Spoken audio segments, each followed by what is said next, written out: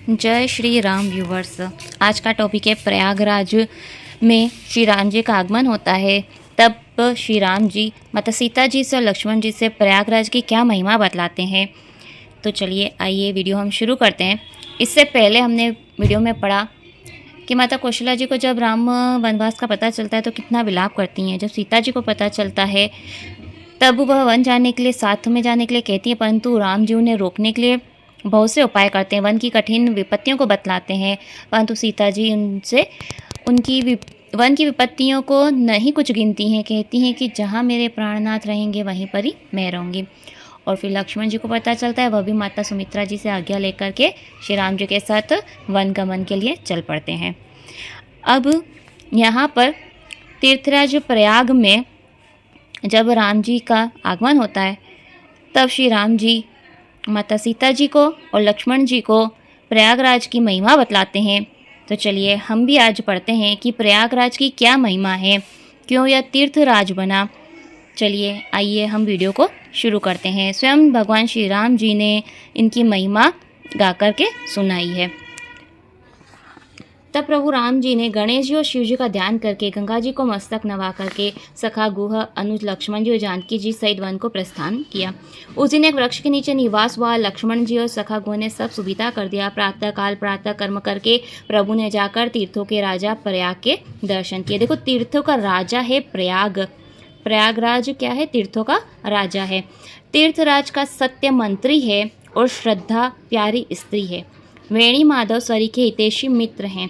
चारों पदार्थ से भरा हुआ भंडार है। यह प्रदेश बहुत ही सुंदर देश है, जिसका क्षेत्र ही अगम, दृढ़ और सुंदर किला है, जिससे पाप रूपी शत्रु सपने में भी नहीं जीत सकते हैं। सब तीर्थ ही उसके उत्तम वीरों की सेना है। सारे जितने भी सब तीर्थ हैं ना, वह इस वीर की सेना है। पाप की सेना का नाश करने के लिए रणधीर है। प्रयागराज में आते ही सारे पापों की सेना का नाश हो जाता है।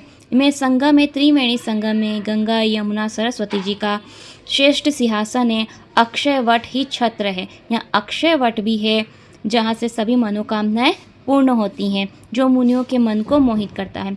यमुना जी, गंगा जी की लहरें ही इनके चंवर हैं, जिनके दर्शन से सारे दुख नष्ट हो जाते हैं। त्रिवेणी में आकर स्नान करने से उनके दर्शन से ही सारे दुख नष्ट हो जाते हैं। पुण्यात्मा पवित्र साधुजन उनकी सेवा करते हैं और कामनाओं को पाते। सभी कामनाओं को देने के लिए तीर्थराज प्रयाग में हमें अवश्य ही जाना चाहिए। वेद और सब पुराण ही बंदी जन हैं, जो तीर्थराज के निर्मल गुणों का गान करते हैं। प्रयाग के प्रभाव को कौन कह सकता है, जो पापों के समूह रूपी हाथियों को नष्ट करने के लिए सिंह के समान है। प्रयागराज का प्रभाव यह है कि सारे पापों का समूह नष्ट हो जाता है।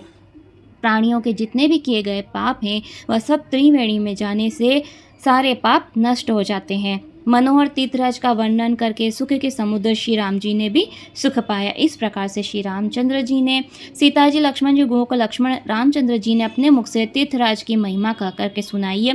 प्रणाम करके वहाँ से वन और बाग देखते हुए बड़ी प्रेम से महात्माएं कहते हुए चले। इसी प्रकार से आकर त्रिवेणी का दर्शन किया, जो स्मरण मात्र से ही संपूर्ण आनंद मंगल की देने वाली है। और वहाँ आनंद पूर्वक स्नान करके शिव जी का पूजन किया, यथा योग तीर्थ देवों का पूजन किया। इस प्रकार से श्री रामचंद्र जी ने त्रिवेणी के दर्शन किए, जो स्मरण मात्र से ही तीर्थराज प्रयाग का केवल स्मरण करने से ही आनंद मंगल होता है। चलिए आइए, हम भी नहीं जा पाते हैं तीर्थराज प्रयाग में, तो हम केवल स्मरण करते हैं, जिससे हमें आनंद और मंगल होए। आज की कथा हम यहीं पर समाप्त करते हैं। अभी प्रयागराज में महाकुंभ का मेला चल रहा है, इसके लिए मैंने यह वीडियो यहाँ पर ही बता दी है कि तीर्थराज प्रयाग की क्या महात्मा है। श्री राम जी ने स्वयं अपने श्रीमुख से कही गई है कि सभी तीर्थराज प्रयागराज सारे तीर्थों का राजा है। इसके दर्शन से, इसमें स्नान करने से हमें क्या मिलता है? अक्षय वट को छूकर हम अपनी इच्छाओं को पूर्ण कर सकते हैं, अपने सारे किए हुए पापों को हम नाश कर सकते हैं, और हम स्मरण मात्र से ही आनंद और मंगल के घर हो जाते हैं।